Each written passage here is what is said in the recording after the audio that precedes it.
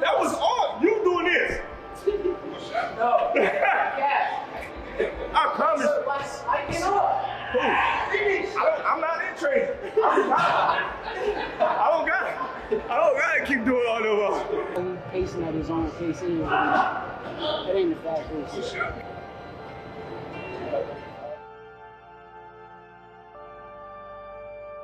Boxing, he's definitely talented. You know what I mean? And he's definitely got that it.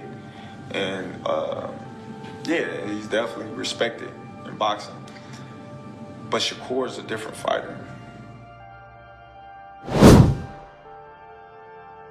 Terrence Crawford joined Shakur Stevenson in camp, offering high-level insight on ring IQ, breaking down angles, composed defense, and clean counterpunching to neutralize Teofimo Lopez and dictate the pace of every round with total control.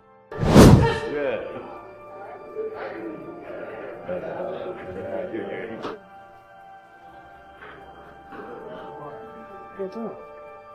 No. I want you to pull.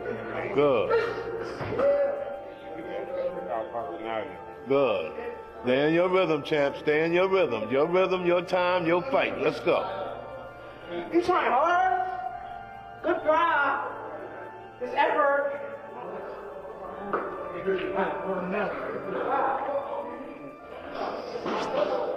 That's cool. You want to work this nigga?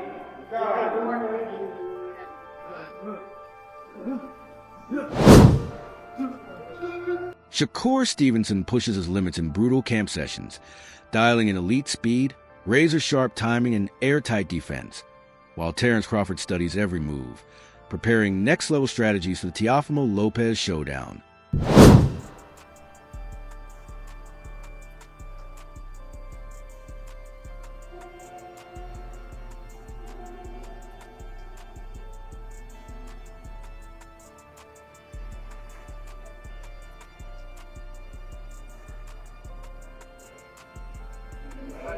Yeah. That's the second time that happened to you. Yeah. And I ain't even touch your body. Thank you, appreciate it. Shakur Stevenson's coach says fear isn't part of the equation. He's willing to step in with anyone, accepts every challenge, and is ready to fight anyone put in front of him. The best of the best. That go for everybody. For everybody. That go for everybody. I don't put him at the pound for pound over everybody. Now you figure out whoever you think the best, he the best. Terrence Crawford stands inside Shakur Stevenson's camp, offering brotherly advice, sharing experience, guiding strategy, and motivating with calm, confident leadership. People that know it all are the people that don't go very far. You gotta always be a student. You gotta always be able to learn and pick up things from this person, that person. He's a work of art. The sky is the limit with Shakur. He got the boxing skills and the ability to, do whatever he wants in the ring.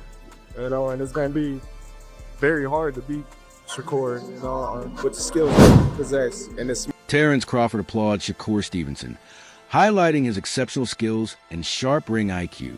While some call him boring, few truly recognize his talent, strategy, and mastery inside the ring. When did that? I got Shakur.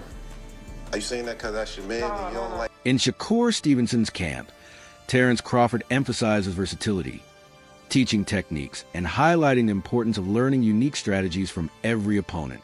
Like, kind of thing, like, no disrespect. Like, it's like, like when you go to cookouts and all your family be sitting there playing spades and like our type culture, I guess. Sean Porter sees the Stevenson versus Lopez fight as one Shakur can control, calling it Stevenson's fight to lose.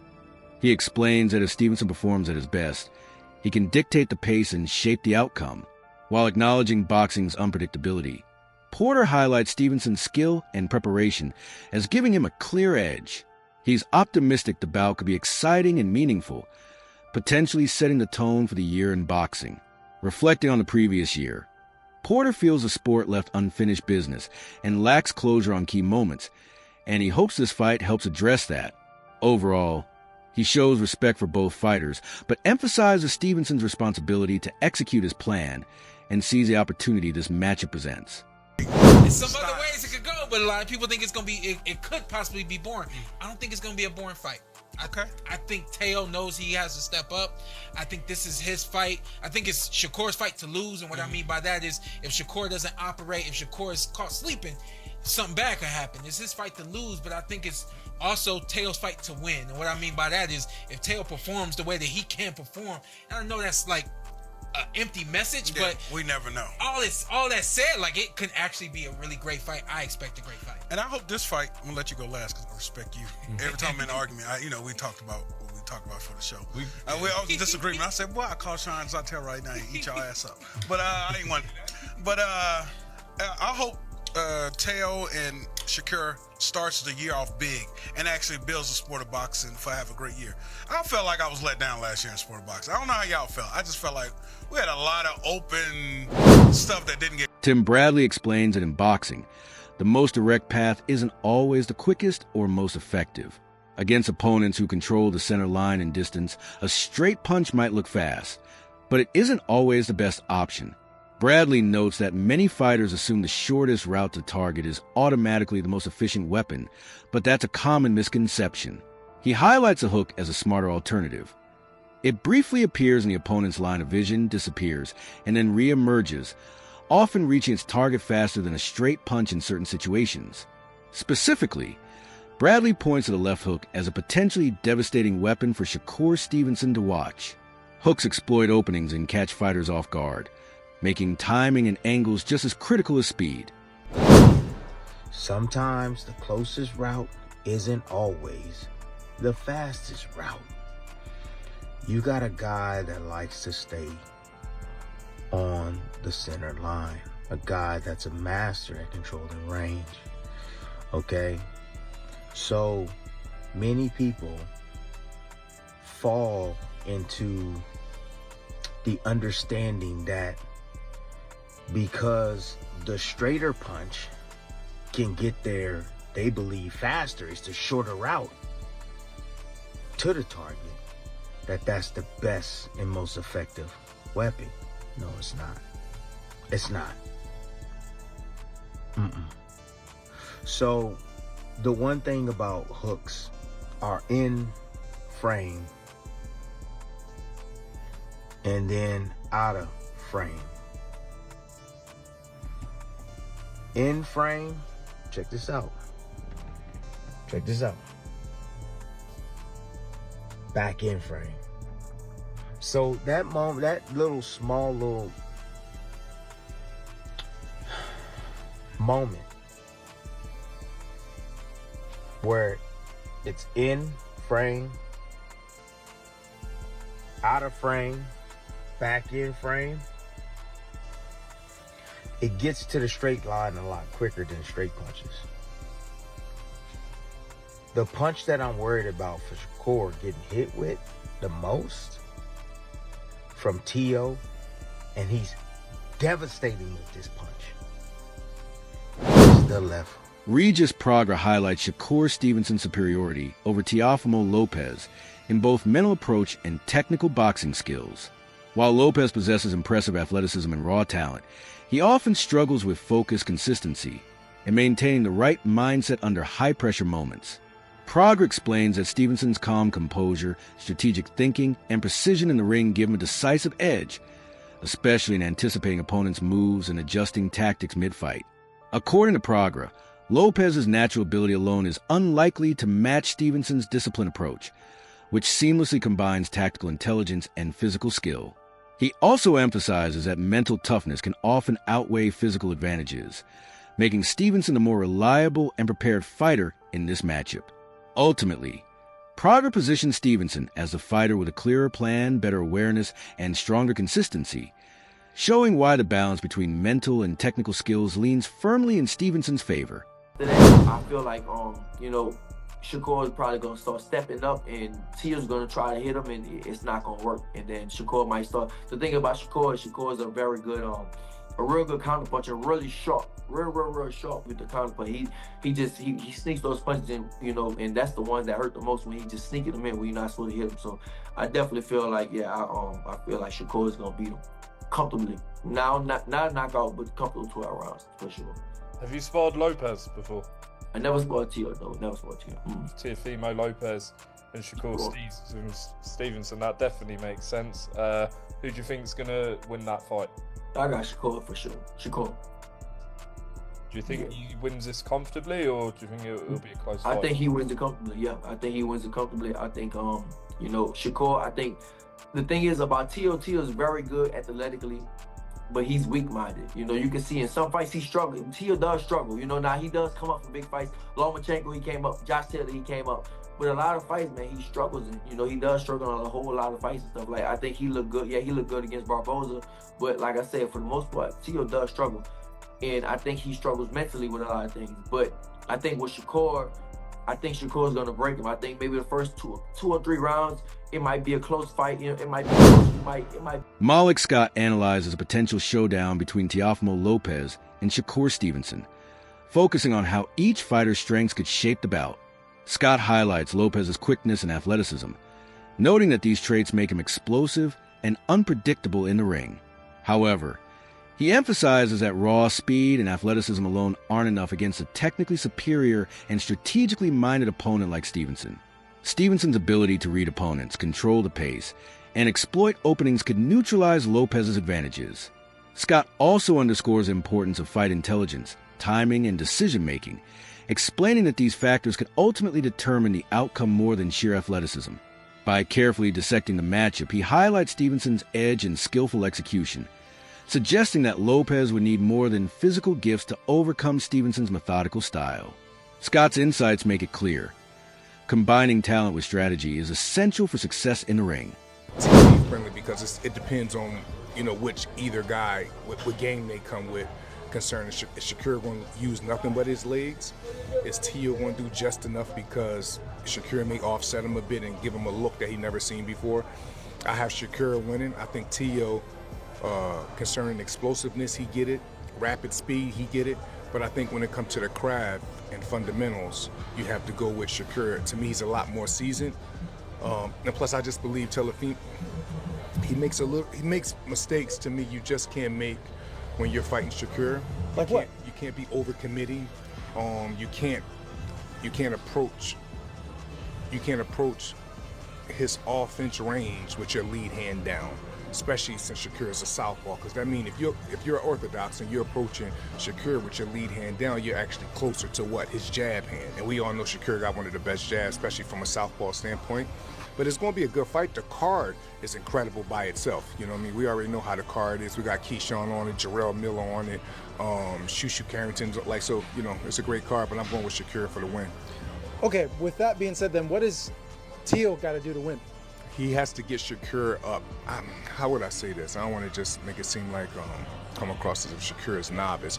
But the times that Shakur is putting himself against the ropes, this is the time that Teofimo is going to have to depend on his explosiveness. He's going to have to depend on his offset lead right hands. He's going to have, but even doing that, everything with Teo comes off his front foot, his explosiveness, his speed, everything. So it's almost like whenever the times he get Shakur up against the rope, he got to pick his shots well, but then after that he have to be ready to defend because Shakur to return. Teddy Atlas steps in to defend both Shakur Stevenson and Teofimo Lopez from the criticism they faced throughout their careers. He stresses that public perception often misses the full scope of each fighter's dedication, talent, and accomplishments.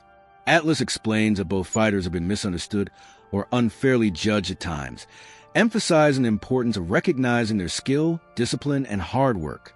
He highlights Stevenson's strategic intelligence and composure, alongside Lopez's natural athleticism and fight instincts, showing that each brings unique strengths to the sport.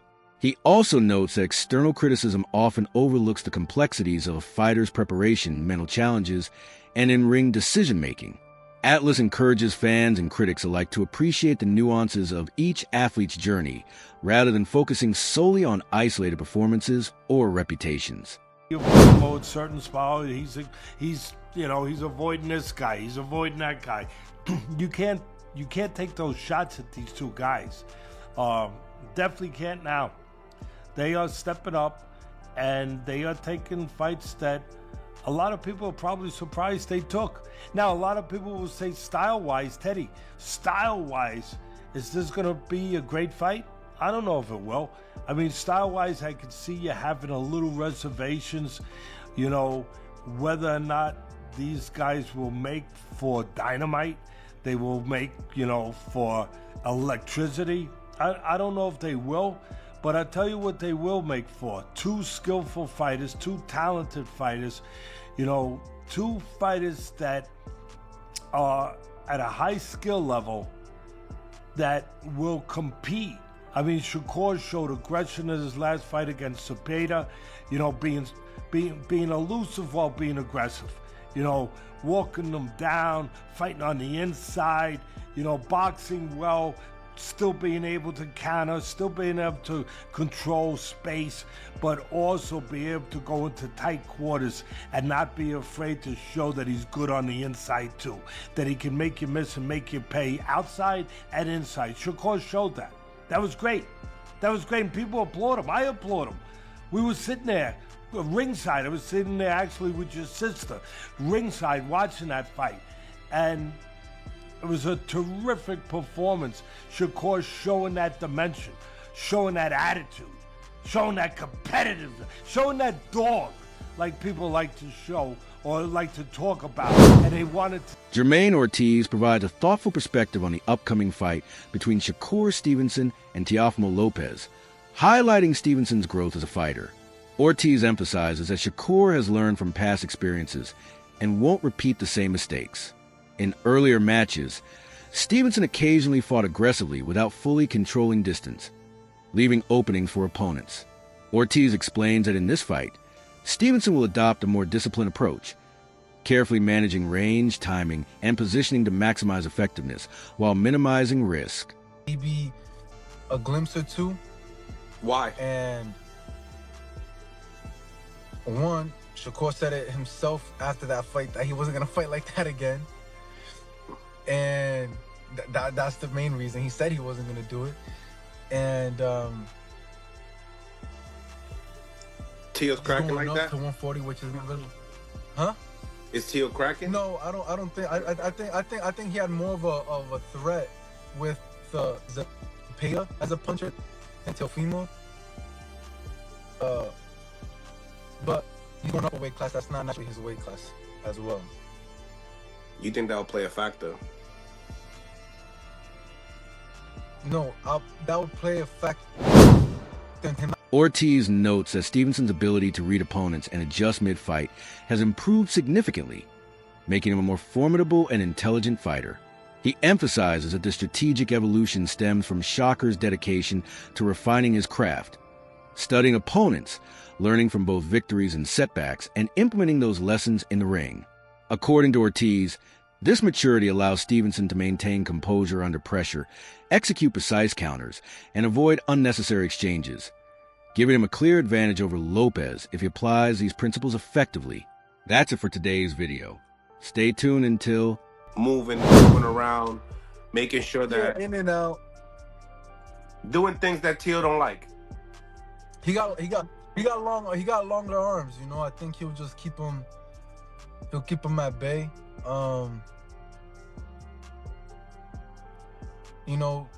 Teo's a tricky fighter too, so not saying that he can't, slip in and catch him with a couple shots. But Shakur, I think he's going to be defensively sound. He doesn't like getting hit, and I think he's going to stick to that. As far as Shakur is concerned and Teo, when you look at the speed, when you look at the timing, who do you feel like has that edge when it comes down to that? It could be separate. It could be somebody got the speed and somebody else got the timing.